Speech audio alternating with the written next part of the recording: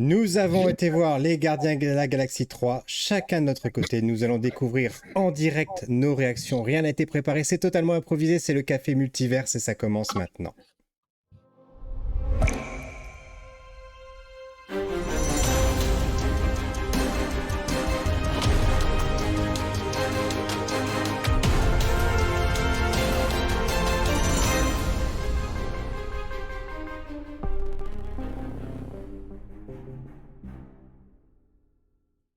Bonsoir et bienvenue dans ce 68e épisode bis du Café Multiverse où je vous retrouve ce soir avec Greg Dyser, Romuald et Marie. Bonsoir à tous les trois. Bonsoir. Salut Ryop, salut à tous. Alors, ce soir, une émission consacrée aux Gardiens de la Galaxie volume 3, le je ne sais plus combienième film du MCU, du Marvel Cinematic Universe. Voilà, Romuald, est-ce que tu as en tête c'est combienième là? Je sais plus, on est à combien? 25, 26, 30? Ouais, oh la plus. Oh, plus 48. 48, pas encore, Plus, pas plus. encore quand même. Voilà. Voilà, et Cowboy Étoile qui nous rejoint déjà dans les commentaires. Cowboy Étoile, bonsoir. Donc je rappelle Bonsoir. le Étoile. principe de l'émission. Une première partie, on va essayer de ne pas vous divulgacher le film, même si je pense que là on va aborder forcément les épisodes 1 et 2, on n'aura pas forcément le choix de faire autrement. Et dans la deuxième partie de l'émission, on va tout vous dire. Et Marie qui est en train de bugger, là sa caméra qui bug, c'est pas grave, on mettra une photo voilà, pour illustrer si vous regardez en vidéo. Ce sera mieux que le direct. Tant pis pour nous. Et on commence tout de suite par se présenter. Donc, je suis responsable de la communication numérique dans une collectivité territoriale. Je vais y arriver. Et sur une autre planète de ma vie, j'étais responsable des invités pour les festivals Japan Expo et Comic Con Paris. Greg, qui es-tu? Dis-nous tout. Eh bien, moi, je m'appelle Greg Dyser, je suis auteur de BD et dans une autre galaxie de ma vie, je pratique également la caricature en événementiel. Voilà. Et toi, Romuald? Eh bien, la journée, j'enseigne la physiologie humaine, et puis dans mes activités nocturnes et autres, je m'intéresse beaucoup à la BD, aux comics, et puisqu'on parle de l'univers Marvel, j'ai eu le plaisir de faire une expo sur Lug, l'éditeur ancestral de Marvel Voilà. en France. Et Marie, dont on a perdu l'image, dis-nous tout. Ah, tu clignotes. Je clignote. Et je suis donc une femme brillante. Vous remarquerez la manière dont je clignote. Tout à fait. Dans une première partie de ma vie, moi aussi, parce qu'on a tous 1000 vies, j'étais archéologue et aujourd'hui, je travaille pour la protection animale. Voilà, merci. Et Cowboy Étoile qui nous dit encore l'épisode 68 spoiler. Effectivement, on a fait un épisode avec Cowboy Étoile dimanche dernier qui était consacré à la série The Consultant. On refera cet épisode, c'est promis, c'est juré, mais on a eu un bug de son qui a rendu l'émission totalement inexploitable. C'est pour ça que vous ne verrez jamais cet épisode maudit. Voilà. Mais peut-être que cet épisode, il faudrait le mettre quelque part bien caché sur les internets, et puis que le jour où, qui sait, à la 2000e émission, on aura un petit peu de viewers, et ils la chercheront pour savoir ce qui s'était passé. Voilà, on la ressortira des cartons. Une émission perdue. Alors, ce film, c'est le dernier film de James Gunn pour le MCU, pour le Marvel Cinematic Universe, parce que James Gunn va prendre les commandes de DC Comics, des DCU. Est-ce que tu veux en dire deux mots, Romuald, s'il te plaît?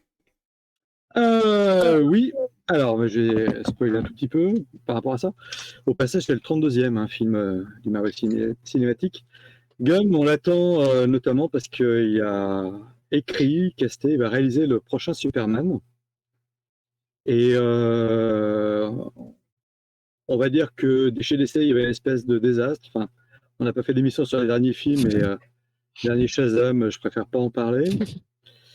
Et donc là, il a été appelé chez DC quand Marvel l'a viré suite à des petits retours de manivelle contre lui de la droite réac américaine. Et d'ailleurs, ce gardien aurait dû être fait il y a très longtemps, même il a failli tourner sans lui. Et visiblement, il s'est trouvé très très bien chez DC. Et on a appris très récemment qu'il en prenait le contrôle en rebootant l'univers autour de ce qu'il a fait sur l'univers avec Amanda Waller. Et donc, on va avoir le droit à un nouveau Batman, un nouveau Superman, un recast, mais qui sera sans doute plus axé aussi sur des titres de comics. En tout cas, lui donne beaucoup de références à des comics connus, des comics en plus qu'on a appréciés. J'ai fait les recos ici.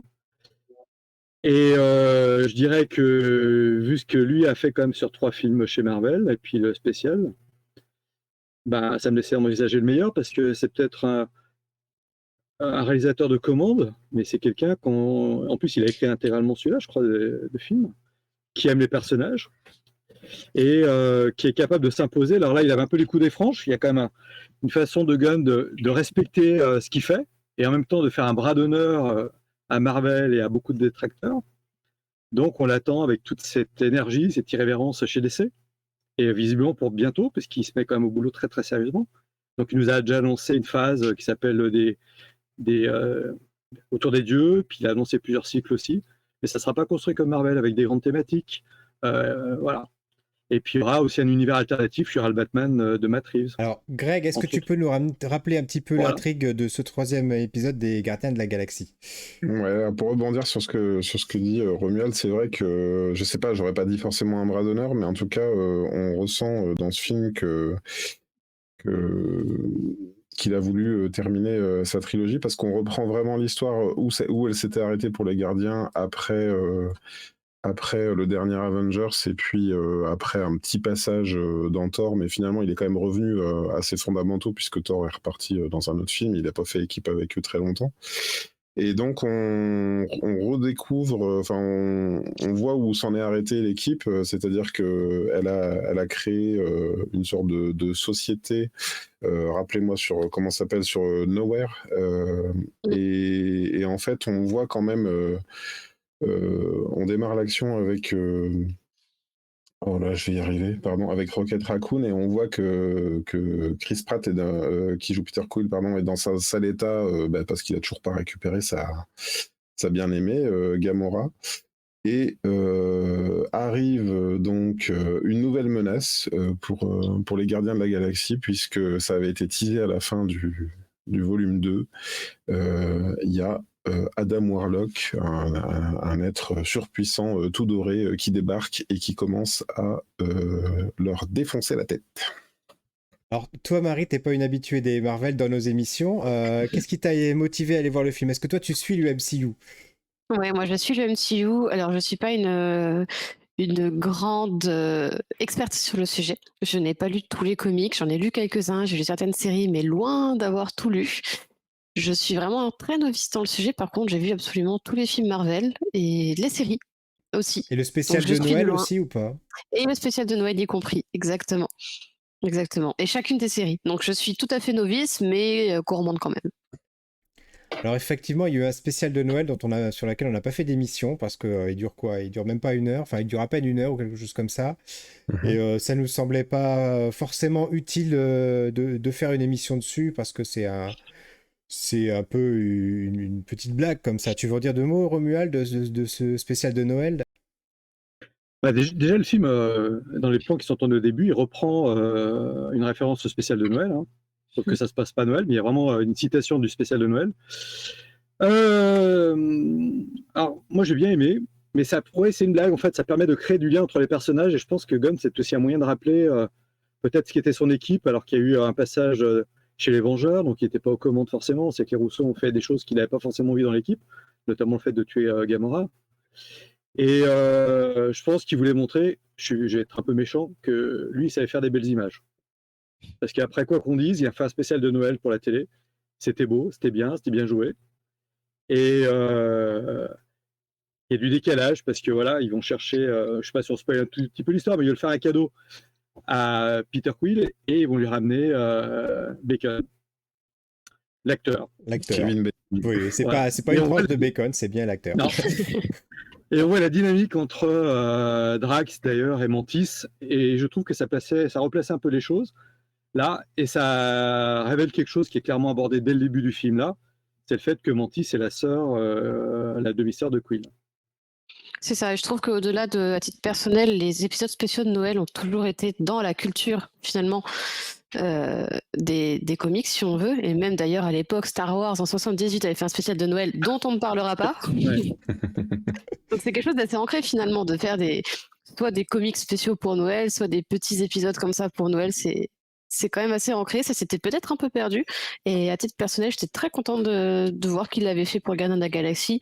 Et comme tu le dis, Romuald, en plus, ça a permis de faire un petit lien. C'était pas non plus tout à fait inutile, quoi. Il y avait un petit rappel sympa derrière, malgré tout. Oui, et puis je trouve que ça permet un truc par rapport au personnage de Star-Lord, de Peter Quill, c'est le décalage en fait qu'il y a entre des aliens et lui, sa culture en fait très ancrée sur Terre, et le fait qu'il veuille aller lui chercher un Kevin Bacon sans comprendre qu'il s'agit d'un individu, et ça donne la petite blague. Moi, je vais relancer d'une autre question sur ce sujet-là, je l'ai déjà ressenti quand on parlait de la BO de Super Mario. J'ai fait voir, moi, le spécial de Noël à mon fils, puisqu'on est allé voir tous les deux l'épisode 3. J'ai dit, il faut quand même que tu vois le spécial de Noël. Mon fils de 10 ans ne sait pas qui est Kevin Bacon. Et en fait, je trouve que on est toujours un petit peu... qu'est-ce que vous en pensez, vous? J'ai l'impression qu'on est toujours un peu le cul entre deux chaises, à savoir, est-ce qu'on présente quelque chose de nouveau, c'est-à-dire pour un jeune public, pour leur faire découvrir quelque chose? Est-ce qu'on le fait vraiment dans la mesure où on s'intéresse à la pop culture des années 80-90? Comment vous trouvez qu'il se positionne là-dessus? Est-ce que vous trouvez ça bien vu ou un peu décalé, justement? Je vais commencer. Je trouve que déjà, effectivement, que Les Gardiens de la Galaxie, c'est quand même un film qui s'adresse à la nostalgie, ne serait-ce que par la bande son. Voilà, rien que ça. Rien que ça te met dans l'ambiance. On a une progression des années 60 jusqu'aux années 2000 au travers des 3 films. Et rien que ça, il y a un appel voilà, à la nostalgie. Donc, je pense qu'effectivement, de ce côté-là, ton fils n'est pas la cible. Après, je pense qu'une des forces de Marvel, d'une façon générale, et peut-être aussi des Gardiens de la Galaxie en particulier, c'est d'arriver à avoir plusieurs niveaux de lecture, à faire en sorte que les plus jeunes qui n'ont pas trop envie de se prendre la tête, qui cherchent pas des choses un petit peu poussées, ils y trouvent leur compte, c'est divertissant, etc. Et de l'autre côté, on se retrouve avec des sujets un petit peu plus poussés sur, là on peut parler on va pas rentrer trop dans les détails, dans les spoilers, mais la protection animale, des choses comme ça, où déjà on est à des sujets qui sont un petit peu plus adultes, un petit peu plus matures, des choses sur la famille également qu'on peut voir, il y a des choses sur... il y a même bon, là je veux pas rentrer dans la partie spoiler, mais il y a l'évolution des personnages sur lesquels sur lesquels on s'attend, qui est pas du tout celle-là, et à la fin du film, le film nous emmène sur une piste qui est totalement à l'opposé de ce qu'un film habituel, en tout cas un film américain hollywoodien, nous aurait embarqué, voilà. Je le ressens, moi, le côté familial du film. C'est-à-dire que tout à l'heure, on parlait des affres de James Gunn et comment il a failli être débarqué du MCU à cause de vieux tweets. Et en fait, il y a eu une levée de bouclier, je me rappelle de Dave Bautista et d'autres comédiens qui ont dit, alors, s'il n'y a pas James Gunn, je continue pas le film, quoi. Et finalement, une fois que le soufflet est un peu retombé, et puis tout est revenu dans l'ordre. Et c'est vrai que moi, je le vois vraiment comme ça, on a vraiment des films familiaux qui traitent de sujets sur la famille, c'est-à-dire que le démarrage du 1, c'est quand même la perte de sa maman, et dans le 2, on découvre, bon, c'est un spoiler pour ceux qui n'auraient pas encore vu le 1 et le 2, mais dans le 2, c'est se chercher un père, quoi. C'est l'histoire de se chercher un père et découvrir qu'en fait, il avait toujours eu un père près de lui. Oui, que être un père, c'est pas forcément être un père génétique, c'est autre chose. Le fait d'être le père génétique n'est pas le fait d'être seul père. Et vous, le côté nostalgique, Romuald ou Marie, qui veut commencer? Moi, je vais être insultante un petit peu de mon côté parce que je suis plus jeune que vous, messieurs, là, tous. Mais t'es quand même né au millénaire dernier, je te rappelle. Donc, Ouais, mais années 90. Et ça change pas mal dans le sens où moi, quand ils ont mis la tête de l'acteur, notamment de Kevin Bacon, quand ils l'ont affiché tout de suite au Christmas Special, j'ai regardé, j'ai fait d'accord, c'est qui? Après, ils ont dit son nom, j'ai dit, j'ai déjà entendu ça quelque part. Et après, ils ont parlé de photos, j'ai dit, oui, ok, d'accord, c'est bon, je fais le lien. Mais sur le coup, c'était pas acquis pour moi non plus. Et j'étais à des années-lumière de l'avoir reconnu, quoi. Sur le coup, j'ai senti que j'avais raté quelque chose. Et c'est vrai que je comprends tout à fait cet effet nostalgie qui doit plaire à beaucoup. Moi, ça m'a pas dérangé plus que ça, parce que j'ai quand même fini par faire le lien, voilà. Même s'il m'a manqué un petit quelque chose. Et c'est peut-être là-dessus que ça a manqué de finesse, car des fois, il y a des grosses références quand même dans les bandes son, bien sûr, dans les décors, dans plein de choses. Là, on a vu dans le film Gardien de la Galaxie, à un moment donné, il montre son sac à dos. Bon, bah voilà, c'est perlé de grosses références années 80 qui sont assez extraordinaires. Et je pense que ceux qui passent totalement à côté, je trouve ça presque dommage. Ça manquerait un petit peu de lien à quelque chose pour dire hey, regardez, ça vous rappelle quelque chose. Ça me manquerait peut-être juste un petit peu de finesse à ce niveau-là. Et pour toi, Romuald? Pardon.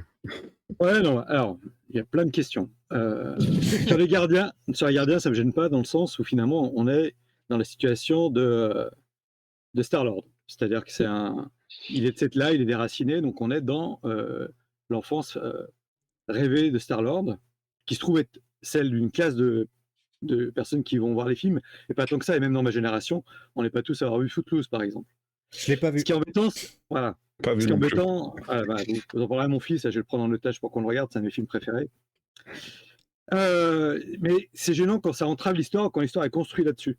Là, tu passes à côté, tu sais juste que c'est un vieil acteur qui peut te sembler ringard, et vu que c'est des extraterrestres, de toute façon, pour eux, c'est personne. Ça a du sens pour Peter, et il n'arrive jamais à faire comprendre aux autres.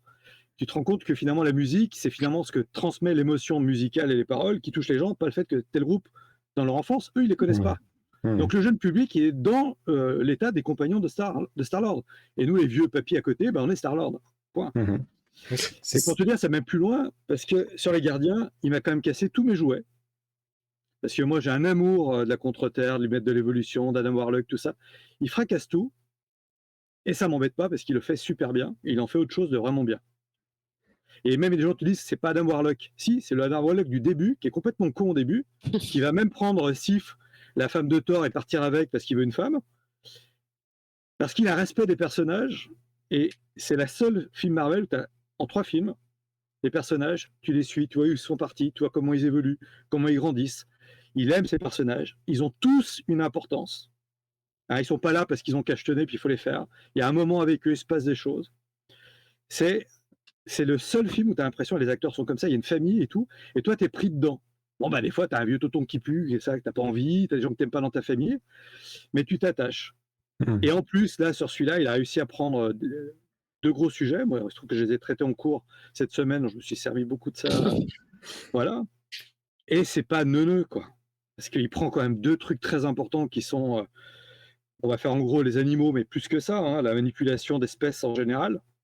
Et qu'est-ce que la créativité? Qu'est-ce qu'un être?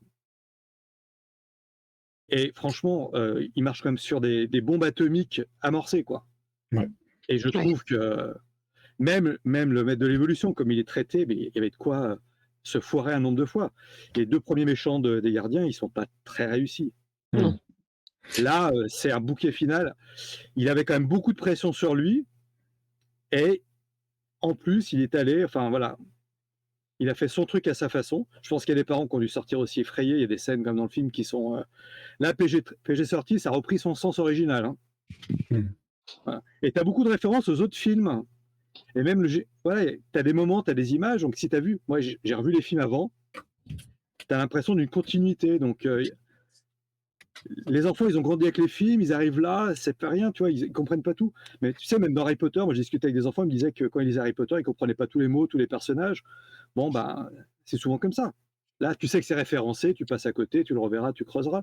La question, c'est est-ce que le film est bien, est-ce qu'il est intéressant, est-ce que l'histoire est bien, est-ce qu'on ressent des émotions, est-ce qu'on ressent des choses. Et on en parlera après, mais on ressent des émotions avec des choses qui n'existent pas quand même. On a des acteurs numériques plus vivants que des acteurs d'autres films Marvel. Ce que tu dis, Romuald, ça va me permettre de donner un tout petit peu un avis de synthèse déjà, de pré-synthèse de non-spoiler. C'est que avant d'être un bon Marvel 35e, ou je sais plus combien tu as dit, 32e film Marvel, avant d'être le premier bon film ou de la phase 5, ou je sais plus où on en est, d'une phase 4 un peu, ouais, bof, pas trop. C'est un bon 3e film des Gardiens de la Galaxie. Et je pense qu'on peut se passer, à la limite pour ceux qui ont aimé les Gardiens de la Galaxie et qui n'auraient pas envie de se plonger dans tout le MCU, je crois qu'on peut se passer des autres films, hormis évidemment comprendre pourquoi il y a Gamora et pourquoi, si on l'a pas, pourquoi c'est pas la même Gamora qu'avant, quoi. Il explique, hein. Il l'explique, tout à fait. Il explique d'ailleurs que c'est mal écrit, personne n'a rien compris. Hein. Oui, c'est vrai que le personnage il dit oui, bon alors quand je t'explique, mais au fond, voilà, c'est un peu compliqué, mais c'est ça qui s'est passé.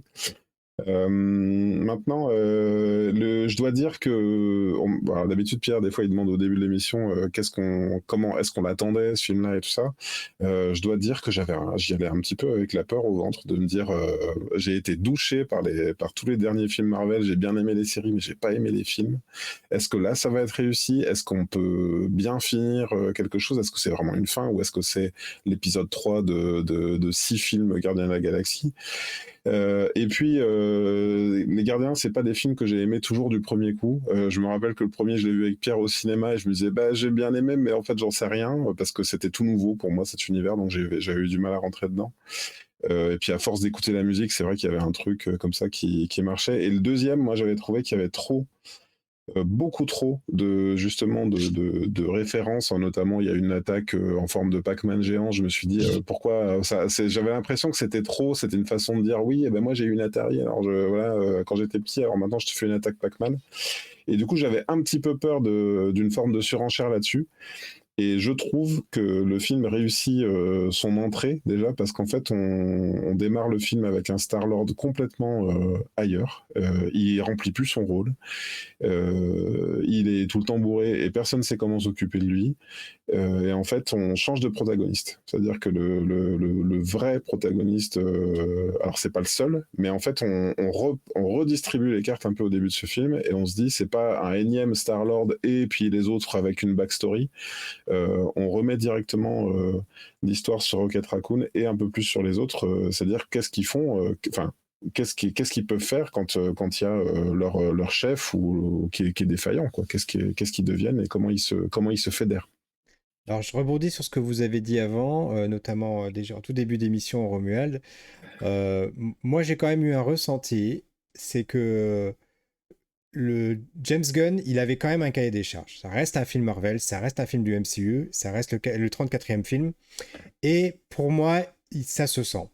Ça se sent, et après on pourra peut-être en parler dans la partie plus spoiler que dans la première partie, mais j'ai eu le sentiment des fois qu'il y avait des choses qui étaient soit pas voulues, peut-être qu'il voulait pas tuer Gamora, ça c'est probable, soit qu'il y avait des personnages qui étaient là, qui n'avaient rien à faire là, qui étaient imposés et qui étaient en trop. Et j'ai ressenti ce que j'ai pu ressentir par exemple avec Les Éternels. Des fois, j'ai trouvé que le film soit il était soit il y en avait trop, soit il n'y en avait pas assez. C'est-à-dire que peut-être que dans un film, il y avait trop de choses de mise, peut-être que ça aurait pu se tenir dans une série de 5-6 épisodes, je sais pas. Ou alors, il aurait fallu enlever des personnages. Mais moi, j'ai eu quand même ce sentiment qu'il y avait trop de choses dans le cahier des charges et qu'il y avait une dualité à respecter et que c'était compliqué pour lui de faire les deux. Romuald. Alors moi j'ai beaucoup entendu dire qu'il y avait une première partie de film qui était imposée par Marvel et après le sien. J'avais pas trop aimé le 2. Je l'ai revu et en le revoyant j'ai apprécié différemment. Là je veux dire que j'étais emmené dans le film pour plein de choses, par l'ambiance, l'histoire, l'émotion. Il y a des plans incroyables, les plans avec la cage avec les ratons. Gunn a des choses extraordinairement visuelles. C'est un film qui est pas très drôle par rapport à Marvel. C'est un film qui joue son émotion et qui ne jamais l'interrompt par un gag. J'avais peur de trouver ça trop long, je ne l'ai pas trouvé. Donc là, je peux pas te suivre, moi, sur mon émotion là-dessus. C'est un film, je pense qu'il y avait tout pour que je l'aime pas. C'est un film, au cinéma, on dit toujours que le troisième, c'est une cata, c'est un problème. Et là, j'ai eu un bouquet final où j'ai l'impression que tout a été rangé, on a fermé la porte derrière, c'est propre. Je suis ressorti avec un tas d'émotions. Je suis ressorti avec des personnages que je craignais dans leur traitement, que j'ai aimé. J'ai aimé tous les personnages que j'ai vus. Il y a des gens à qui on passe un moment, je ne vais pas spoiler, je comprenais pas trop, puis c'est agréable, et vu ce qui se passe après, heureusement qu'on a eu ce moment-là avec eux. Mais ça devient donc... je trouve que Gunn a un équilibre. Après, il a forcément un cahier des charges, le film a duré 2h30, et en même temps, alors c'est peut-être ça que tu as ressenti, c'est que tout le monde est traité. Et finalement, c'est plus les gardiens maintenant, c'est le monde de Nowhere. C'est-à-dire qu'on voit même des personnages, même Howard the Duck, tu vois, mais tout est là, et il vient faire le tour avec ses personnages pour la dernière fois, et il laisse propre, il laisse bien. Et moi, je suis ressorti, voilà, j'étais en plus avec ma femme et mon fils qui n'ont pas forcément les mêmes appointances. Et alors, je donne, voilà, mais je me suis pris comme une baffe, et émotionnellement, visuellement. C'est-à-dire que là, j'étais au cinéma, quoi. Vraiment, j'en ai pris plein, plein, plein, plein. Et même les scènes finales, les post-génériques, tu vois que c'est Gunn, il y a des trucs, il ose des machins, voilà. Si c'est son dernier Marvel, il part quand même sur un bouquet final. Après, je comprends qu'on ne puisse pas aimer, mais franchement, je n'étais pas parti pour ça, j'avais peur. Moi, j'ai pas grand-chose à leur reprocher. Après, il y a plein de défauts, mais avec tout ce qu'ils me donnent à côté, c'est pas grave. Parce que des fois, les défauts, je les ai dans les autres, et j'ai mon assiette vide, et ça m'embête beaucoup. Tu vois. Et toi, Marie, une première conclusion, un premier avis, non spoiler? Je vais en suivre certains. De mon côté, j'avais très peur d'aller voir ce film. Les films Marvel, j'ai totalement lâché ces derniers temps, dans le sens où j'ai un peu abandonné. J'attendais qu'ils soient sur Canal pour les regarder 6 mois après, parce que les regarder en 3 fois à la maison, ça me suffisait, quoi. Vraiment, j'étais venue un peu à bout du super-héros où on a que de la baston, on n'a aucun scénario derrière, pas de background, rien qui est creusé. Et ça m'avait un peu réconciliée grâce aux séries, parce que les séries Marvel ont été, je trouve, très bien foutues. Là, je me suis dit, bon, on va au cinéma, Ant-Man, j'étais extrêmement déçue. J'arrive devant un film, il y a 2h30, mais qu'est-ce qu'on va faire pendant 2h30, quoi. Et en fait, exactement pareil que Romuald, j'ai pas vu le temps passer. J'étais très surprise, mais j'ai pas vu le temps passer. Ça coulait tout seul. On est embarqué dedans. On n'a pas. Ce que je regrette beaucoup sur ces films-là, c'est que j'ai un sentiment d'oppression, d'enfermement. Comme tout est en image 3D et tout est tourné en studio, je trouve que ça atteint vraiment ses limites. Et au final, on n'a pas cet effet espace ouvert extérieur. On se sent vite oppressé. Black Adam, ça a été une catastrophe. Je me sentais oppressée tout le long du film, comme si j'étais enfermée que dans le studio. Enfin, voilà. Et là, Gardiens de la Galaxie, pas du tout. On est en liberté avec eux, on voyage avec eux. Et j'ai été une très très bonne surprise pour ma part dans ce film. J'ai envie de rajouter une théorie parce qu'il se trouve que la BD sur laquelle je travaille, c'est le tome 2 de Cléo. Et il y a une espèce de... On est en train de remanier scénario et storyboard là, du milieu du tome 2 parce que on a 20 pages d'affilée, on avait 20 pages d'affilée de personnes qui se parlent, de 6 ou 7 personnes qui se parlent et qui se disent oui mais moi si j'ai fait ça, oui mais d'accord, mais est-ce que... Et en fait, je crois que le problème, le fait de raconter beaucoup d'histoires et beaucoup de monde, comme tu disais Pierre, peut-être qu'il y avait trop de gens à traiter, avec un aspect cahier des charges. Je suis pas sûr que ce soit un cahier des charges pour moi, parce que le fait qu'ils mettent le successeur de Yondu, qui est joué par son frère, le fait qu'ils mettent le chien, j'ai plus le nom, excusez-moi, le chien, voilà, Cosmo, le chien russe et tout ça, à mon avis, ça vient quand même plutôt de lui que d'un cahier des charges. Je pense plutôt qu'il avait envie de boucler tout le monde. Et d'ailleurs, pour moi, il y a eu vraiment un moment dans le film où, pareil, je me suis dit, oh, ça m'embête, je m'ennuie un peu, j'aime pas trop, jusqu'à un flashback important du film, c'est-à-dire ce que ne voulait pas raconter Rocket Raccoon. Mais je crois, malheureusement, que ça vient pas. Tu sais, on dit toujours pourquoi dans les films ils se séparent en groupe de 2 pour aller se faire trucider les uns les autres. Mais parce qu'en fait, c'est super chiant de filmer 6 personnes en même temps. Si tu les mets pas, qu'ils se bastonnent tous dans un couloir tour à tour de rôle, ou si tu les mets pas sur un aéroport à Berlin ou en face à face, oups, je tape mon micro, en face à face sur Terre avec tout le monde qui crie comme ça et une rangée de 50 contre 50, en fait c'est super dur à filmer, de voir 6 personnes en permanence qui se battent contre 6 autres personnes ou qui parlent avec 6 autres personnes.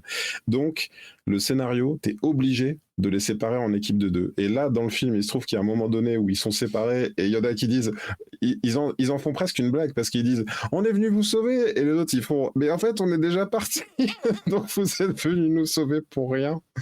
Et je pense que malheureusement, quand tu fais une équipe, et là pour moi il y a vraiment, ça a toujours été la réussite des gardiens, c'est le team building, quoi. C'est tu démarres avec des gens qui n'ont rien à voir les uns avec les autres et à la fin ils finissent par, alors qu'ils sont pas faits pour s'entendre, ils finissent par s'entendre. Ben, c'est un peu la dynamique de tous les films. Donc là on est un peu obligé de les séparer artificiellement dans le film pour qu'ils réussissent à trouver une forme de cohésion. Maintenant, il n'empêche que même si au milieu du film je me suis dit oh bof, en fait j'ai été conquis complètement, et je terminerai là-dessus, J'ai été complètement conquis et pour moi, même si toi, Pierre, ça t'a semblé cahier des chargesques ou si ça t'a semblé... pour moi, c'est la grosse réussite du film, c'est qu'ils n'ont pas fini l'histoire de Star-Lord, ils ont fini l'histoire de tout le monde, un par un. Alors du coup, je vais rebondir. Maintenant, je vais défendre le film après avoir dit tout le mal que j'en pensais. Non, j'en passe pas Tous du les mal. scuds balancés. C'est ça. Non, effectivement, c'est un film je pense, qui se vit en 2 temps. Comme tu le dis, il y a un moment où tu te dis vraiment, tu comprends pas trop où ils veulent nous emmener, où t'es chargé. Il y a quand même quelques défauts. Je trouve qu'il y a des facilités dans le sens où des fois on arrive à des climax très souvent et on retombe très vite. Et tu vois, et ça arrive 3 ou 4 fois dans le film où tu te dis, mais ils s'en sortiront jamais là. Et en général, ça c'est la dernière scène du film, tu vois. C'est pas la première scène d'action, tu vois. Et ça arrive quand même, je vois 3 ou 4 fois dans le film. Mais c'est vrai qu'au final, une fois que t'as eu la délivrance de la fin, tu te dis, mais il n'y avait pas d'autre fin possible en fait. Une fois que tu l'as digéré, tu te dis, si vraiment tu veux faire un truc qui soit respectueux, qui soit propre, que tu remets les choses, voilà, t'as sorti les jouets de la boîte, tu les remets dans la boîte, tu dis, moi je peux plus y toucher, j'ai fini ce que j'avais à faire avec ces personnages, tu peux les rendre que dans cet état, enfin voilà, ça me semble la seule façon de faire et ce sera ma conclusion. Voilà. J'ai l'impression que si ça te semblait la seule bonne façon, c'est qu'il a bien réussi son coup, parce que moi je trouve pas du tout qu'il soit allé spécialement dans la facilité pour plein de Ah, j'ai pas dit que plein de c'était de la personnages. facilité, hein. Ouais, J'ai d'accord. dit que justement, c'était la seule façon pour moi. Au premier abord, ça peut paraître de la facilité, mais que finalement, quand tu y réfléchis, tu te dis, bah non, c'était le seul moyen. C'était la seule façon de le faire. Voilà. J'ai l'impression qu'on peut pas continuer à en parler sans Ah bah, passer dans spoiler. la partie spoiler. attends, je veux d'abord un dernier avis de Romuald Ah, qui, d'accord. qui n'a pas Oh. émis sa conclusion sans spoiler. Non, voilà, je pense que les gardiens, ça nous permet de dire que parfois le troisième, c'est le meilleur. Et sans transition, on passe au spoiler.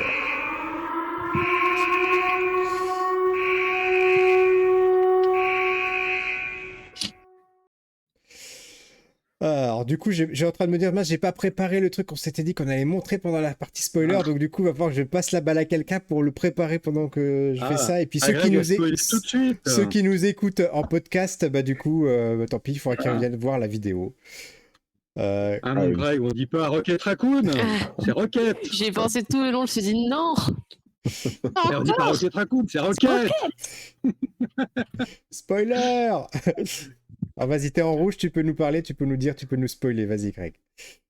Voilà, en fait, depuis le début, Rocket était Rocket Raccoon.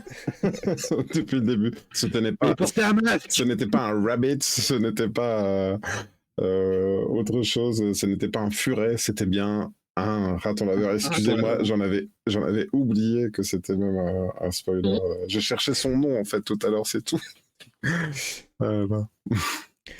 Donc voilà, c'est le spoiler sans contexte. Alors, c'est 4 images. Pour ceux qui nous écoutent en podcast, bah, tant pis pour eux. Il fallait nous regarder en vidéo. Et donc, on a une image d'Harry Potter et de Dumbledore. C'est quoi, dans le 7e film, ça, je pense. Enfin, 8e même.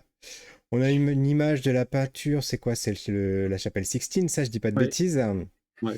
Voilà, l'autre, c'est Toy Ça fait Story. intérêt de dire de bêtises. Voilà, c'est les jouets de Toy Story, la 3e image. Et le dernier, c'est The Dark Knight. C'est Double Face, voilà. C'est vrai que j'ai vraiment pensé, quand on voyait le maître de la création, là, j'ai vraiment pensé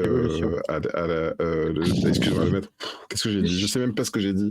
Bref, j'ai vraiment pensé aux expériences du voisin de Andy dans Toy Story, le premier. Je pense que ça On est d'accord. Oui, Ah, c'est ouais. possible. J'en On est d'accord.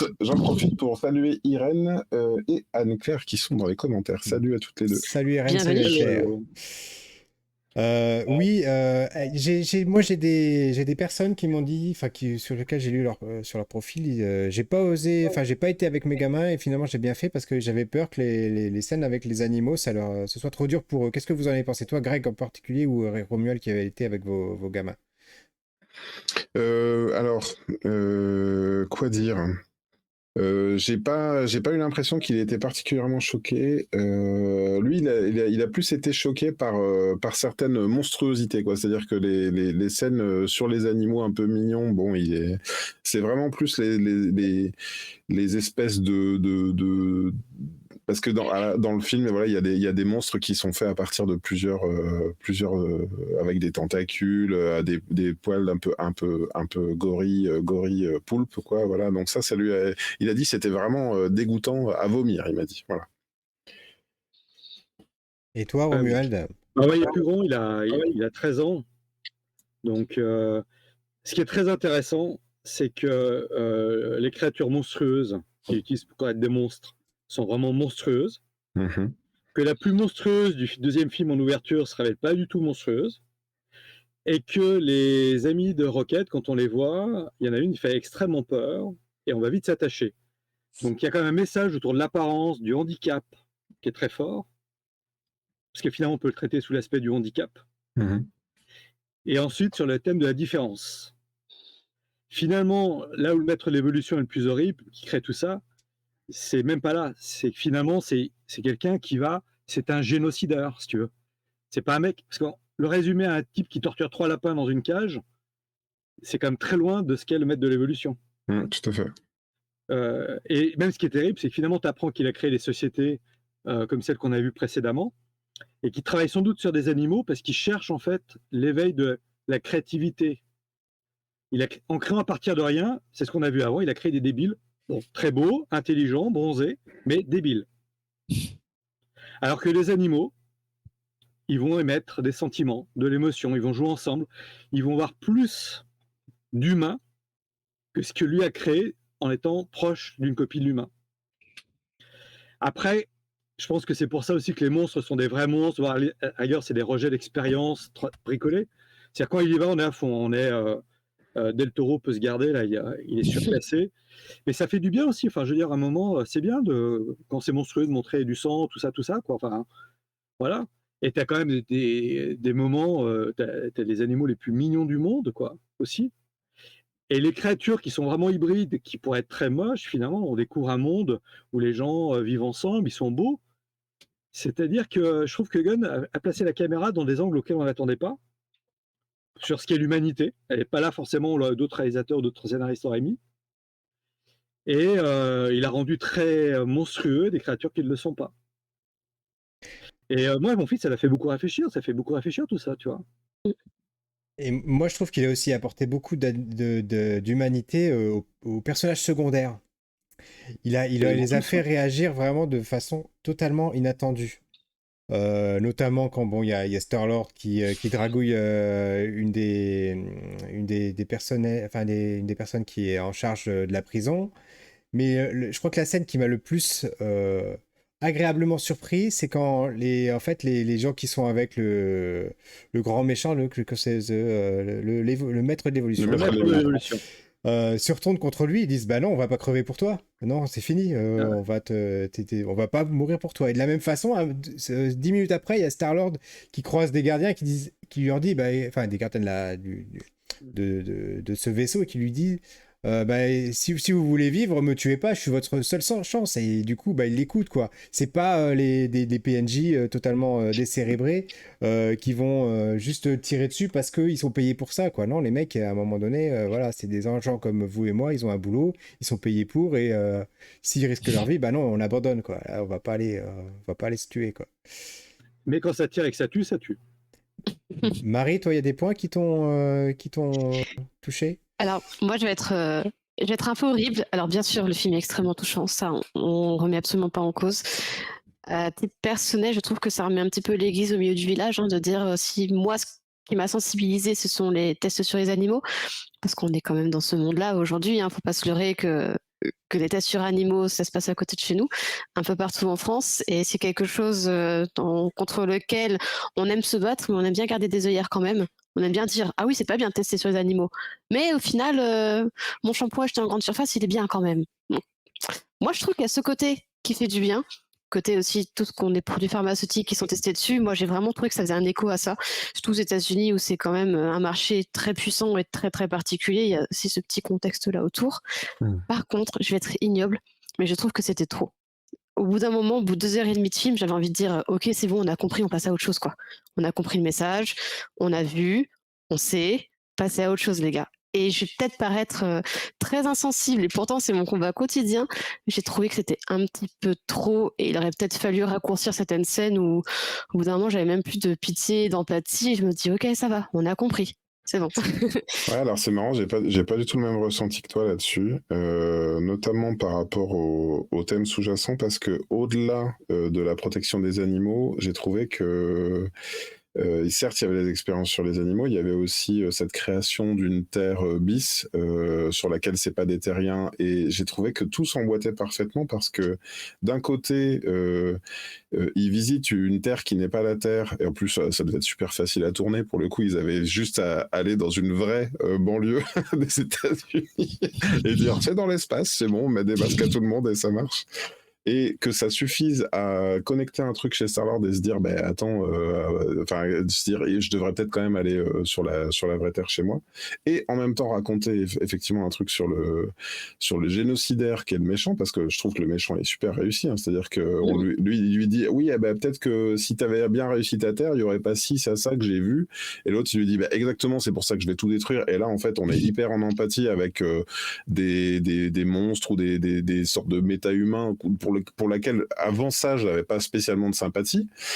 Et la question des animaux, pour moi, elle va au-delà des expériences sur les animaux, parce que en fait, il y a ça conduit tout le monde à avoir cette réflexion qu'au moment de sauver les humains, sur Nowhere, et de faire passer les humains, et il y a quelqu'un qui lui dit non, mais il y en a encore là-bas, et c'est Raccoon qui leur fait remarquer, il y a encore des personnes à sauver, et pas des personnes, il se trouve que c'était des animaux, mais en tout cas des animaux comme lui, c'est-à-dire des espèces qui n'ont pas évolué au même stade que lui. Et il y a quelqu'un, je sais plus qui c'est qui dit ça, qui dit on s'en sortira pas si on n'embarque pas tout le monde sur Nowhere. Et moi j'ai trouvé que là, ça dépassait le fait de simples expériences sur les animaux, c'est-à-dire que ça parle d'autre chose. Ça parle de, on pourra pas vivre que entre êtres humains sur la Terre. Et là, moi, ça m'a vraiment, j'ai trouvé que ça arrivait à le dire de manière sous-jacente. Le film tenait un propos de dire, ok, c'est bien de sauver les humains, mais d'ailleurs, c'est ce qui se passerait dans la plupart des blockbusters. Hein. On sauverait, il y aurait, moi, je dis toujours, voilà, John Cusack qui sauverait son fils et sa fille en laissant cramer la planète derrière. Et ben là, non, c'est on sauve tout le monde ou on sauve personne. Ouais, et philosophiquement, je trouve que c'est une très belle conclusion, et je suis totalement d'accord avec tout ça. C'est vrai que j'ai appuyé là-dessus parce que ça a été au bout d'un moment, j'ai eu peut-être le petit plan de trop qui m'a fait dire que stop.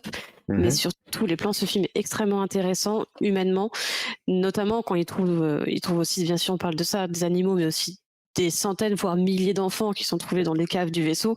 C'est pas rien. Ils décident de sauver absolument tout le monde et de laisser personne derrière, et de se battre jusqu'au bout pour sauver absolument tout le monde. Et il y a une très belle conclusion, et aussi, je te rejoins que le maître de l'univers est un personnage extrêmement intéressant et qui fait bien plus flipper que ceux qu'il a pu créer finalement. C'est lui qui fait le plus flipper parce qu'on se dit mais il n'aura aucune limite. Et son génie, entre guillemets, ce qu'on appelait avant le génie du mal, est tellement profond que c'est lui qui fait le plus flipper dans l'histoire. Et pour terminer sur ce sujet-là, je trouve que pour moi c'est une des grosses réussites du film, c'est que ils sont pas fous, ils savaient qu'on attendait au tournant, on savait que, pour nous, le sujet qui nous avait été vendu, c'était est-ce qu'il va retrouver sa Gamora? Ils vont partir, ils vont repartir, il va essayer de retrouver sa Gamora. Et qu'est-ce que nous raconte le film? C'est que c'est pas ça le sujet, en fait. Le sujet, c'est autre chose. C'est comment se construit l'équipe autour d'une vraie valeur universaliste. Et celui qui à la fin est le plus à même de représenter les gardiens pour sauver l'univers, et pas l'univers des méta-humains, mais l'univers au sens large, bah c'est l'animal. Alors, moi, je vais mettre un petit peu plus les pieds dans le plat par rapport à ce que j'ai dit en première partie, par rapport à mes ressentis. C'est le personnage de Adam Warlock. est-ce Mhm. qu'il sert à quelque chose? Est-ce qu'il a été imposé à Gunn? Est-ce que Gunn le voulait? Moi, j'ai des questions par rapport à ça et je vois que Romuald, il trépigne de me répondre. Non, Et aussi parce que, ne serait-ce que quand je vous disais tout à l'heure qu'il y avait des scènes où j'aurais voulu plus de développement, il y a sa mère, entre guillemets, Adam Warlock, qui meurt et c'est presque une non-scène. Ça arrive tellement vite, c'est tellement balayé, on passe tellement à autre chose rapidement que moi, ça m'a peiné pour lui, ça m'a peiné pour le personnage, ça m'a peiné pour ce qui aurait pu être montré à ce moment-là. Et j'ai trouvé que c'était un petit peu gâché. Romuald? on était juste en train de détruire une planète entière, donc finalement une personne. Oui, d'accord, mais c'est une personne, mais pour Non. Adam Warlock, c'est pas une seule personne, c'est sa mère, donc tu vois. Alors, là, je vais prendre ma casquette de vieux con. Moi, quand j'étais petit dans la BD que tu as derrière, je lisais mes Hulk. Et dans Hulk, tu as un personnage qui est Adam Warlock, qui est envoyé, qui arrive sur une planète qui s'appelle la Contre-Terre, qui a été créée par Maître de l'Évolution. Et j'ai lu ces histoires je ne sais combien de fois. Et quand le Maître de l'Évolution crée la Contre-Terre pour qu'elle soit un monde parfait peuplé par ces créatures animales, l'homme loup pervertit la planète et en prend le contrôle. Il y a un combat entre le bien et le mal, et Adam Warlock finit crucifié sur la planète. Ça sera sa 3e réincarnation. Et ce qui va l'amener petit à petit à devenir le personnage qui va sauver l'univers Marvel contre Thanos.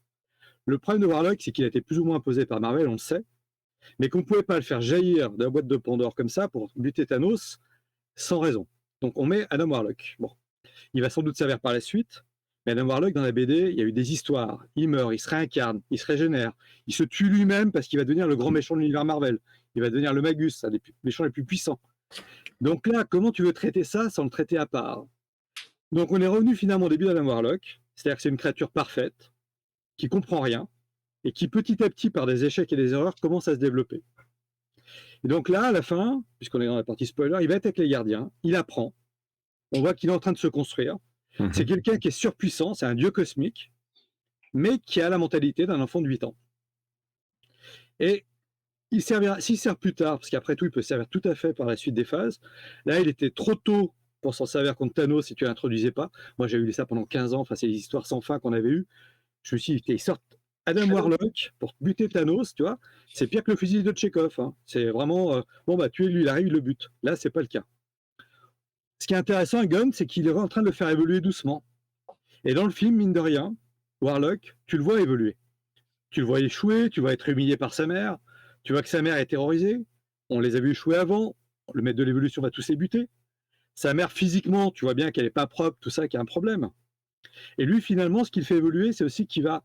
C'est pas la mort de sa mère, évidemment, c'est son chien, son espèce d'animal.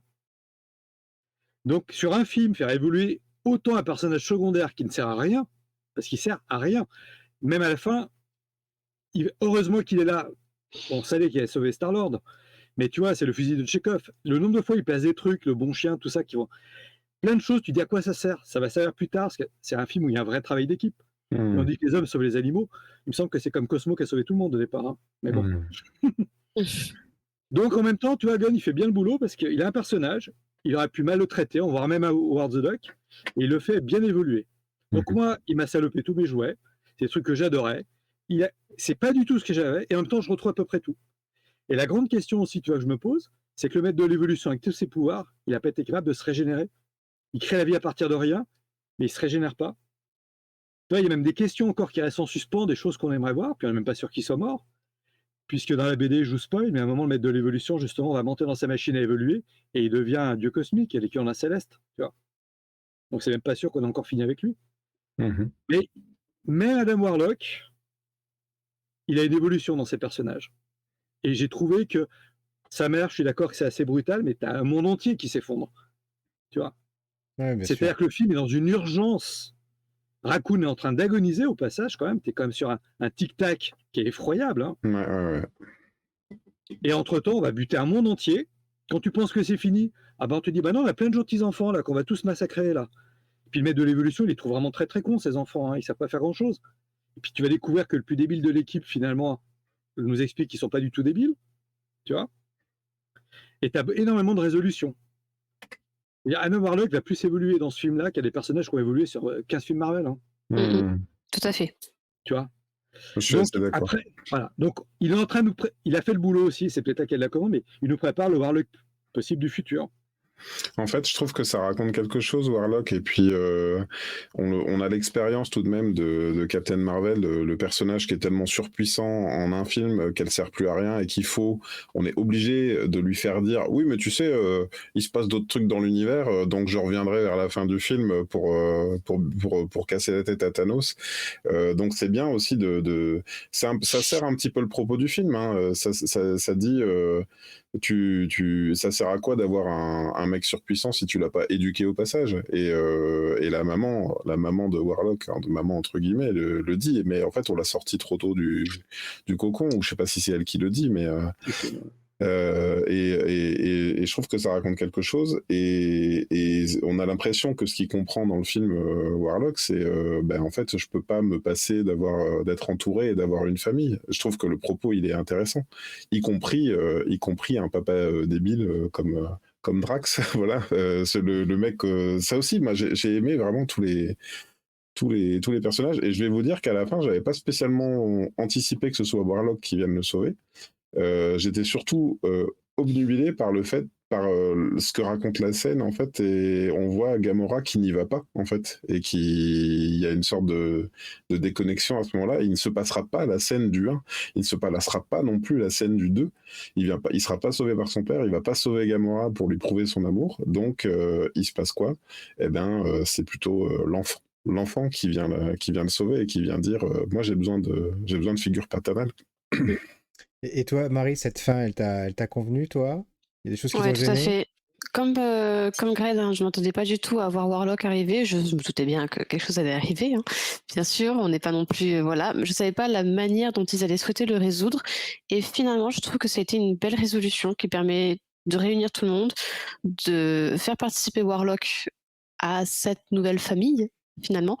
Et j'étais, comme vous dites, très très contente de voir le développement de chaque personnage. Là où ils ont eu besoin de faire des séries pour d'autres personnages, finalement, le film ici se suffit à lui-même. Et je trouve que c'est un grand, grand talent d'écriture de la part de James Gunn. Bon, après, je suis pas très objective, j'ai toujours été fan de lui. Je suis génération années 90. J'ai grandi avec le film Scooby-Doo, je suis désolée. Je n'ai pas bien que je le dise à un moment donné. Donc, je suis très fanatique de James Gunn de toute façon. Et je sais que quand il était à tête du projet, je me doutais bien qu'il allait vouloir finir proprement sa trilogie. Et j'étais très heureuse même de voir Mantis, quand même. Mantis qui est aussi très bien finalement évolué, développé. Et puis c'est bon, elle se suffit à elle-même à la fin de ce film. De voir Rocket, on a très peu parlé de Rocket, alors qu'au final, il est presque le prétexte du film. Et finalement, c'est pas que centré sur lui. Et c'est un super prétexte, il est super bien développé, mais ils sont pas fixés que là-dessus et ils prennent le temps de voir tout le monde un par un, étape par étape. Et au final, 2h30, ça paraît court.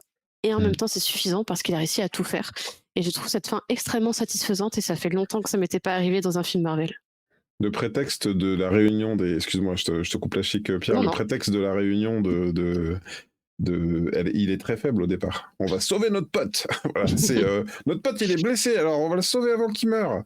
Et en fait, à la fin, ils ont tous trouvé une raison d'être parce qu'ils n'en avaient plus. En fait, ils étaient et ils deviennent plus quoi. Ils comprennent. Chacun trouve ce à quoi il aspire. Donc je trouve que c'est une fin magnifique. Pierre, ta conclusion? Oui, c'est ça, et c'est ce que je disais en première partie de l'émission, c'est-à-dire qu'il a rangé tous les jouets tels qu'il les avait trouvés, il n'est pas rentré dans la facilité des fois qui est, bon, pour se débarrasser d'un personnage, c'est ce qu'on fait, bah, on le tue. Voilà, donc là, non, en fait, il a pris les personnages, il a dit, bon, bah voilà, eux, ils ont fini cette partie de leur histoire, on les met de côté, on ne sait pas si on les reverra, ça, c'est plus de mon ressort, c'est du ressort de Marvel, c'est sa décision. Ce qui n'empêche pas qu'il crée une nouvelle équipe des Gardiens de la Galaxie, Rocket, 1, 2, 3, Rocket, et avec d'autres personnages. Et voilà, et puis non plus, il ne résout pas cette histoire d'amour entre Peter Quill et Gamora, parce que comme l'a dit Emily à la fin du film, en fait, sa Gamora, elle est morte. Donc c'est plus sa Gamora, c'est une autre Gamora qui a évolué. Donc il l'a résolu. Voilà, donc il l'a résolu, c'est pas possible. voilà, c'est pas possible, mais ça veut dire qu'il l'a pas résolu dans le cinéma hollywoodien à l'habituel, façon habituelle, où on va retrouver le héros et l'héroïne qui se retrouvent sur un soleil couchant et pas sur la planète de Rogue One. Voilà, et du coup c'est bien, chacun a retrouvé sa place, chacun a évolué, et puis ceux qui ont besoin de continuer d'avancer comme Rocket pour aller libérer la galaxie, ben, ils le font avec d'autres personnes, ils nous montent notre équipe.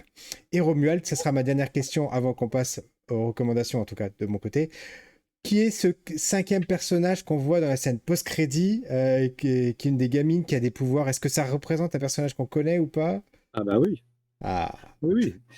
Bah, alors ça dépend comment on le traite. Et d'ailleurs, c'est bizarre que c'est des gamines. Je vais te dire une bêtise. C'est Khazar. En fait, le nom me dit quelque on la chose. retrouve dans la série voilà, c'est-à-dire que on peut. C'est un peu comme le Captain Marvel, si tu veux, dans le sens où elle a des anneaux et tout ça. Et d'ailleurs, logiquement, il me semble que, j'ai pas assez révisé, mais il me semble qu'au départ, c'était un Captain Marvel d'un univers alternatif. Et elle a le pouvoir aussi de Khazar, c'est le protecteur de l'univers. Donc là, je vais me faire conspuer par mes camarades plus spécialistes de comics que moi. Khazar, c'est pas Avec un c'est pas le Q. gars avec le tigre à dents de sabre, hein, Khazar. Non, Hein, Khazar, c'est le mec qui a des anneaux, en fait, qui est avec une autre créature cosmique qui s'appelle Éon, Ok. et qui est le gardien de l'univers. Et dans les personnages alternatifs, parce qu'il y a plein d'histoires avec les gardiens, ils vont dans le Cancerverse, des choses comme ça. Enfin bon, il y a des personnages qui vont revenir d'autres univers. Il y en a ce personnage-là qui est l'équivalent un peu du Captain Marvel. Et là, je pense qu'ils vont l'orienter sans doute vers Khazar, c'est-à-dire c'est une autre créature cosmique, donc qui s'incarne régulièrement ou qui a des pouvoirs. Ce qui est intéressant, c'est qu'apparemment, elle vient de la race qui a été créée entièrement par le maître de l'évolution. Donc, il a réussi à créer quelque chose qui sorte du schéma évolutif normal. D'accord. Donc voilà, vous la retrouvez assez facilement dans les séries Cosmic Marvel. Donc elle avait été annoncée comme ça d'ailleurs. Et je pense que ça aura un lien avec le film The Marvels par la suite, tu vois. J'allais ajouter quelque chose au niveau Easter eggs, parce qu'il y a une seconde scène post-générique donc, qui se passe, donc Star-Lord décide d'aller finalement voir son grand-père. J'ai été très ému par cette scène parce que c'est vrai que le grand-père, on le voyait brièvement sur Terre, l'être humain qui manquait de se faire écraser avec sa voiture par Ego, c'était le grand-père de Peter. Pour moi, alors il y a un truc qui m'a paru assez évident et j'ai pas vu ça dans les vidéos de théorie. J'ai été assez cueilli de découvrir je m'attendais moi à ce que Peter Quill meure, peut-être, pourquoi pas. Et en fait non, donc il va avoir son stand-alone movie apparemment, ou bien il reviendra dans une série. Et je me suis demandé, puisqu'il parle d'un père de 45 ans avec son fils qui pourrait quand même tourner la pelouse, ça vous a fait penser à quelqu'un ou pas? Parce que moi, oui.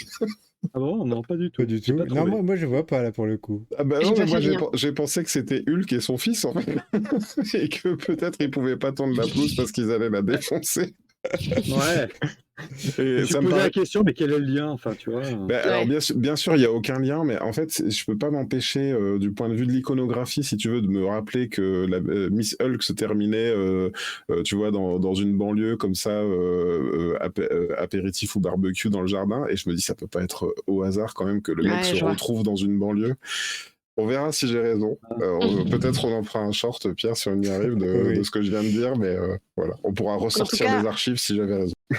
En tout cas, c'est une page générique, moi, mention spéciale pour la petite référence musicale. Hein, quand la gamine dit qu'elle préfère Korn et Britney Spears, moi juste ça m'a dit ok, c'est bon, je valide. Et donc le personnage, j'en profite, c'est Phil Howell, qui en fait, effectivement, est un Captain Marvel qui s'appelait après donc Khazar et Martyr. Et c'est la guerre des rois dans l'univers cosmique Marvel qu'il faut absolument lire. Qui se trouve aussi une guerrière lesbienne, mais Kree. Donc là, on n'aura pas des Kree. Mais maintenant, elle est affiliée. Je suis allé voir sur Wikipédia. Je suis un vilain spécialiste qui utilise Wikipédia. Et maintenant, elle est créditée comme étant présente dans les Gardiens de la Galaxie 3. Super. C'est bien. J'ai envie de rebondir. Ah, pardon. Ouais, j'allais juste dire, on a quand même une sonorisation dans le film, jusqu'au bruit des céréales, qui est impressionnant. Il y a une ambiance sonore dans le film. Wow, pas que musicale, mais... J'ai envie de rebondir sur ce que tu dis, Marie, au sujet de la musique, parce que j'ai même pensé, tu sais, on aime bien dire cette ville est un vrai personnage ou la bande-son est un vrai personnage. Ben, je trouve qu'il a réussi, James Gunn, à boucler l'arc narratif de tous les personnages, y compris les plus inattendus qu'on pensait pas forcément revoir dans le 3. Et pour moi, il a aussi un peu bouclé la boucle. En tout cas, j'ai l'impression que c'est ce qu'il a voulu dire sur la bande originale, dans le sens où donc d'abord il y avait les cassettes, après il a eu le Zune donné par le personnage de Stallone, et puis là en fait on voyait que Rocket est arrivé au bout des playlists. Il avait les musiques de 2010, donc comme tu dis, ils ont réussi à citer sans avoir à payer. Ils ont juste name drop Korn et Britney Spears, très bon choix. Et puis finalement, ils rebouclent sur la première musique et celle que tout le monde a adorée. Donc même ça, le personnage de la BO a eu son arc narratif bouclé. Donc moi, je dis chapeau. C'est ça, je terminerai juste par dire une petite chose de mon côté, c'est qu'il arrive à nous convaincre, et pour bien terminer là-dessus, il arrive à nous convaincre que c'est bien les gardiens de la galaxie, c'est pas Star-Lord et compagnie, et que finalement il faut pas que ce soit certaines personnes en particulier qui en fassent partie, mais ce qu'ils représentent au final, et ça j'étais très très contente là-dessus. Voilà, et c'est sur ce mot de la fin que je vous propose de passer aux recommandations de la semaine. Alors, qui commence? Romuald, allez, au hasard. Ah, pardon. Non, vas-y, Greg, vas-y. Je suis un peu contrit parce que je voulais montrer quelques images. Alors, je ne sais pas, vas-y, Pierre, dis-moi, si je vais le faire en direct. Si tu peux chercher Tengoku Daimakyo. Donc littéralement paradis enfer ou enfer paradis, Ouais. parce que c'est un animé, ça existe en manga bien évidemment, mais c'est un animé qu'on m'a recommandé et j'ai regardé les 6 premiers épisodes qui sont disponibles sur Disney+. Qui vraiment ça m'a plu tout de suite. Peut-être j'y serais pas allé parce que là on voit un peu quelques arrêts sur image où parfois je trouve que les dessins sont pas forcément, je parle de dessins arrêts sur image, hein, ils sont pas forcément toujours bien montés. Il y a un truc qui m'embête un petit peu à prime abord. Mais ça raconte, et je pense qu'on pourrait faire une émission dessus à l'occasion, ça raconte donc Paradis Enfer. On voit en parallèle, vous savez, je pense, si je prends la série Labyrinthe, vous voyez un peu ce que c'est. Il y a des jeunes qui sont enfermés dans un labyrinthe et on ne sait pas ce qu'il y a de l'autre côté. Et bien là, en fait, il y a 2 choses. On nous présente des enfants dans un institut qui ont des comportements un peu étranges. On voit qu'ils connaissent pas trop l'extérieur. Ils apprennent des choses et on voit même que certains ont des capacités. Ils ont accès à des tomates, des machins. Enfin, ils vivent dans un jardin. Mais ils se demandent ce que c'est que le ciel, parce qu'ils n'ont jamais vu le ciel, par exemple. Qu'est-ce qu'il y a derrière les murs? Donc on sent qu'ils sont dans une cellule protégée, donc ils ont un peu envie d'en sortir. Et de l'autre côté, on voit un peu l'enfer sur Terre. Après, on imagine une pandémie ou un virus grave, des humains qui survivent et qui cherchent le paradis. On peut s'imaginer que le paradis qu'ils recherchent, c'est précisément ce qu'on a vu de l'autre côté. Donc on a les deux, on a un décor et l'envers du décor. Et il y a ceux qui veulent sortir et ceux qui cherchent à trouver le paradis des tomates. Voilà. Et toi, Romuald, ta recommandation de la semaine? Eh bien, alors j'en avais tellement, finalement, je me suis dit, je vais recommander mon dernier coup de cœur, et qui n'est pas du comics, parce que je m'oblige un petit peu. C'est La vie gourmande d'Aurelia Horita, qui est une bande dessinée qui m'a bouleversé. J'avais pas envie de la lire du tout, du tout. Alors, il y a 2 choses que j'aime pas dans la vie, c'est les autobios et les westerns, et les films de gangsters.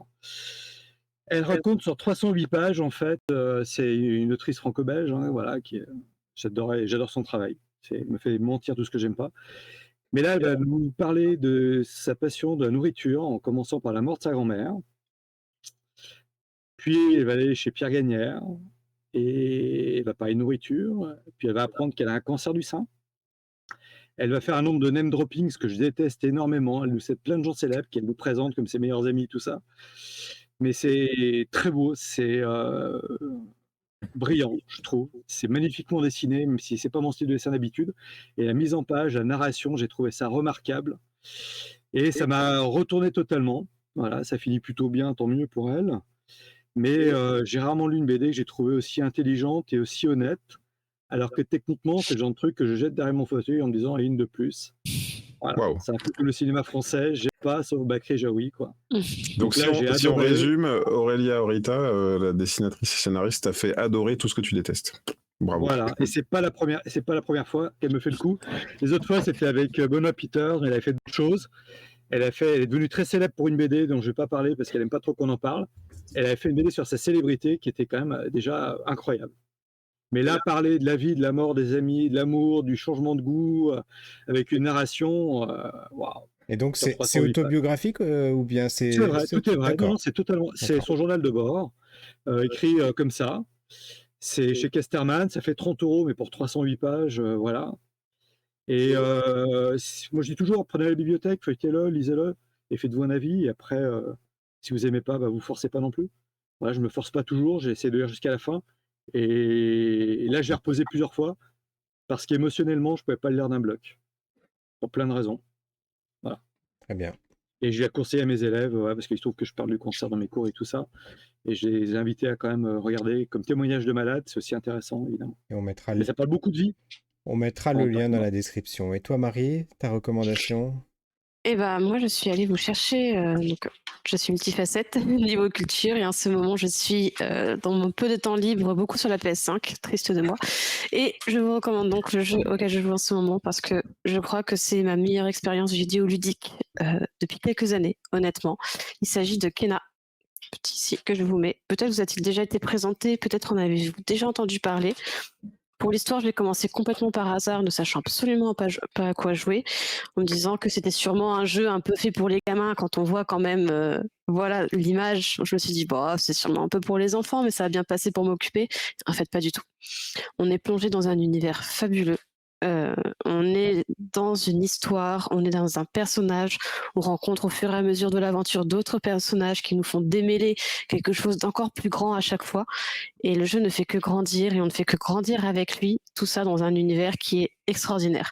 Et un gameplay fabuleux, un game design extrêmement bien maîtrisé. Donc c'est une superbe surprise pour moi. Je m'attendais à pas grand-chose et en fait, ça va être ma meilleure expérience ces dernières années, donc je ne peux que recommander. Et j'en ai entendu que du bien, c'est vrai. Et en plus, il a un prix très abordable. Voilà, voilà. Disponible sur PS5 et PS4, je précise. Yes, en avant. Et alors, moi, en ce qui me concerne, ma recommandation de la semaine, c'est Clara Luciani.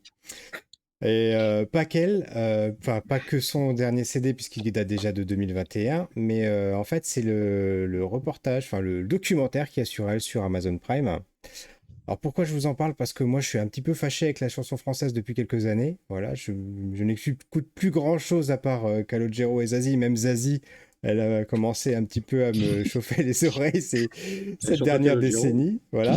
Non, non, très très bien Calogero. Attention, faut pas toucher à Calogero chez Pierre. Et donc, Alors, j'ai découvert Clara Luciani et totalement par hasard bah, en écoutant Europe 2. Et au début, je me suis dit, mais c'est quoi cette. Enfin, quand j'ai vu la pochette de l'album, je me suis dit, mais c'est quoi ce type parisien bobo là. Enfin, ça me paraissait totalement antipathique. Et là, en allant chercher ma femme à l'aéroport, j'ai écouté l'album en entier, alors que j'avais déjà bien accroché sur Respire encore. Et là, je suis totalement tombé amoureux de l'album. Vraiment, une belle réussite, aussi bien musicalement que sur les textes. Et alors, de voir dans le documentaire le processus d'écriture des chansons, parce que là, on la voit vraiment en train d'écrire l'album là, cet album-là, son dernier album de 2021. On voit comment il trouve les gimmicks musicales, etc. Là, tu t'es complètement embarqué dans le truc. Et moi, franchement, c'est ma reco de la semaine. Voilà. Alors, je vais te poser une question, Pierre, parce que moi, j'ai adoré, je l'avais recommandé il y a quelques semaines de ça, où il y a plus que ça encore, le documentaire sur Orelsan. Et j'ai tenté de regarder le documentaire sur Clara Luciani, et je me suis dit, tiens, ils essayent de faire pareil, sauf qu'ils n'ont pas les footage qui datent d'il y a 20 ans et plus. Comment tu peux me faire changer d'avis là? Est-ce que vraiment il y a un vrai truc intéressant dans ce Alors, j'ai dans ce pas vu celui documentaire sur ou pas? Orelsan, donc je peux pas te faire la comparaison. Mais en revanche, moi, si je te dis, Même sans comparer quoi. Mais... c'est vraiment le côté de voir la chanson qui prend vie, quoi. Qui prend vie par rapport à ce qu'elle avait en tête, ce que les arrangeurs lui proposent, et Ok. puis qu'elle commence à chanter des choses qu'elle a en tête, et que tu te dis, et que tu vois que ça se transforme en la chanson finale. Moi, j'ai trouvé ça vraiment passionnant, en fait. Ok, super. c'est plus proche du documentaire qu'a fait Angèle. On la voit travailler sur son dernier album. C'est la phase créative. Orelsan, c'est une carrière dans la durée. Là, c'est comment on crée. Donc c'est vrai que si t'aimes pas le chanteur ou la chanteuse, c'est autre chose. Mais Angèle avait fait ça aussi pendant le confinement. Et on la voyait travailler, hésiter, composer sur son album. Voilà. Ok. Je tiens à dire que j'adorais les charts.